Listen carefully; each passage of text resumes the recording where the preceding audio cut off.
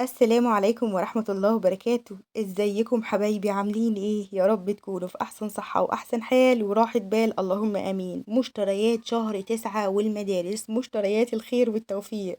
تعالوا مع بعض نشوف جبنا ايه، وفرنا كام، ايه الحاجات اللي تزودي فيه الكمية بتاعتها علشان تعدي معاك الشهر، وايه الحاجات اللي تقللي فيها الشهر اللي جاي، وايه الحاجات الضرورية جدا اللي هتبدأي بيها في الميزانية بتاعتك او في المشتريات بتاعتك، وبعد كده تجيبي بقى ايه الحاجات الفرعية علشان الميزانية تكمل معاكي وتكملي الشهر مجبورة ومستورة. اللهم صل وسلم وزد وبارك عليك يا حبيبي يا رسول الله. طيب اول حاجة جبتها يا بنات، جبت المكرونات 5 كيلو مكرونة، بالنسبة لي انا بيكملوا معايا الشهر. بعمل في الوجبة الواحدة كيلو إلا ربع، يعني كل كيس بيفضل منه حبة.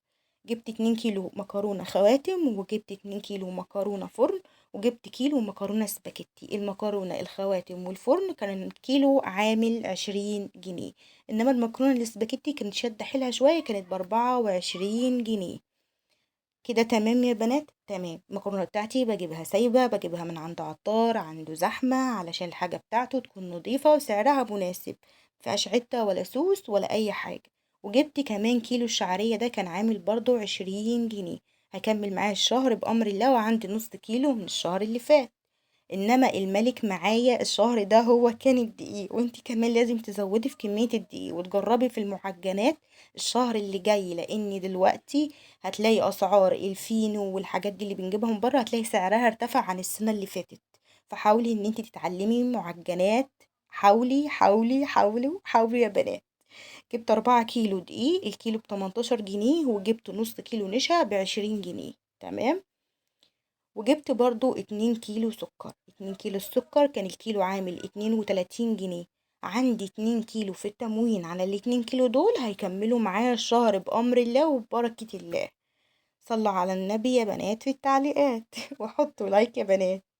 طيب جبت كمان فاصوليا بيضة، جبت كيلو، الكيلو كان عامل 60 جنيه. بطبخه كده كده كله مع بعضه، وبحطه بعد كده بعد ما اسلقه في اكياس على قد الطبخة، وبفرزه في الفريزر. بيكمل معاه الشهر وبيفيض منه بأمر الله. وجبت كمان باكو الشاي، ده كان عامل ربع شاي، كان عامل 54 جنيه، وعندي نص آه باكو، فهيكملوا معاه الشهر وهيعدوا الشهر بأمر الله. وجبت ال2 كيلو رز دول، الكيلو كان عامل يا بنات 22 جنيه، والله لا مكسر ولا أي حاجة، يعني هو في الوسط حلو. وكنت جايبة شكارة الرز دي بقالها دلوقتي 3 شهور، يعني كملت معايا شهرين ونص. فاضل منها يجي 3 كيلو على ال2 كيلو، كده 5 كيلو على كيلو شعرية اللي أنا جايباه، يبقى كده 6 كيلو على نص كيلو عندي في الخزين، يبقى 6 كيلو ونص. لا كده أنا مرضية وبالنسبة لي أنا نفسيا مرتاحة. زودي في الكميات على حسب حبك انتي وولادك في الحاجة، أنا بديك الطريقة وامشي بدماغك، ما تمشيش بدماغ حد. وانت تمشي ليه بدماغ حد؟ خدي مني الفكرة اللي تعجبك بس. طيب ده الكمون، انا بجيب التوابل بتاعتي آه كده زي ما هي، حصى وحبوب، ما بحبش اجيبها مطحونة.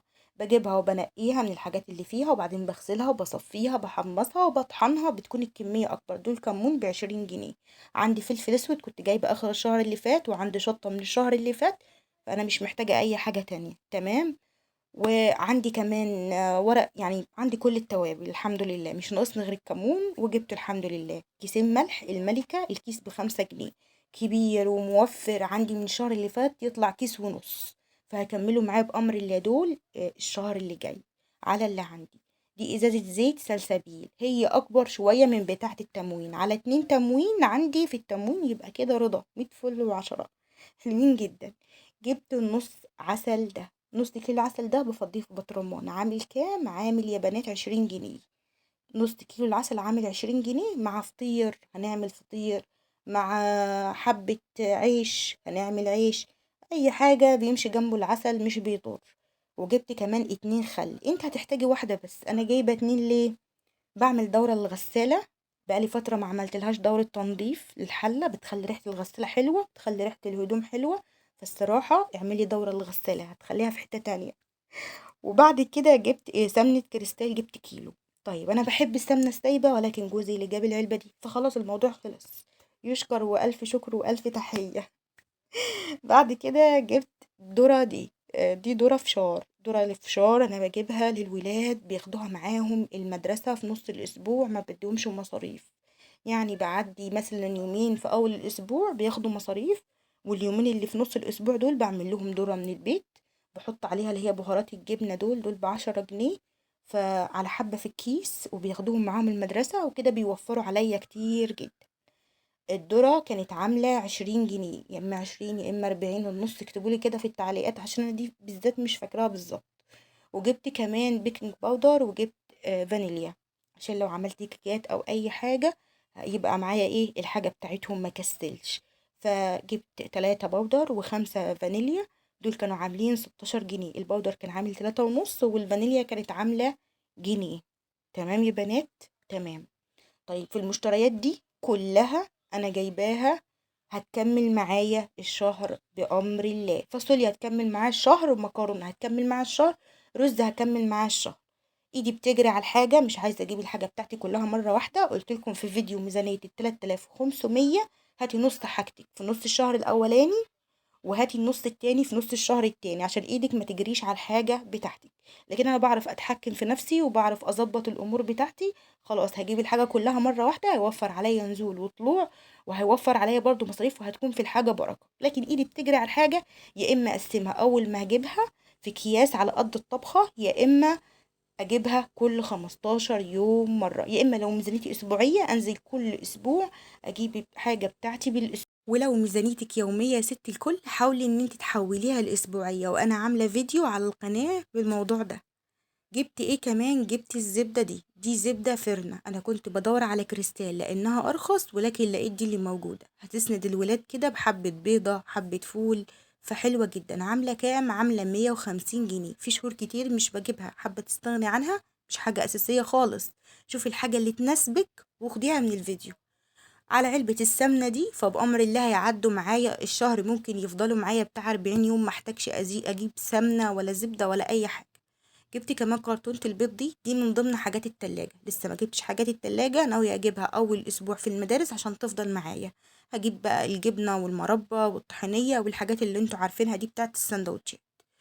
البيض كان عامل معايا الكرتونة كانت عاملة يا بنات 145 جنيه. قال لي ب5 جنيه، قلت له نزلت فيها 5 جنيه، وقلت له هاخد منك كرتونة. فاداني الكرتونة، اتكسرت منها بيضة وانا جاية، يلا فضل الباقيين بس يفضلوا.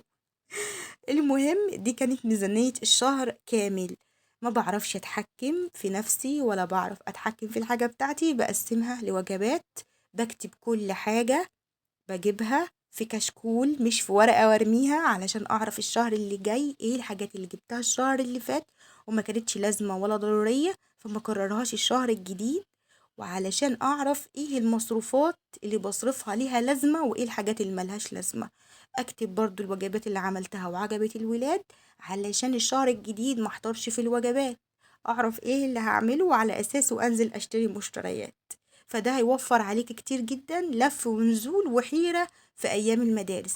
اعمل معجنات كتير لانها هتنجز معايا في ايام المدارس. الولاد بتحب الوجبات الخفيفة والسريعة. وقت المذاكرة وقت الدروس ما بيكونش فيه وقت خالص لاننا نقعد على طبلية.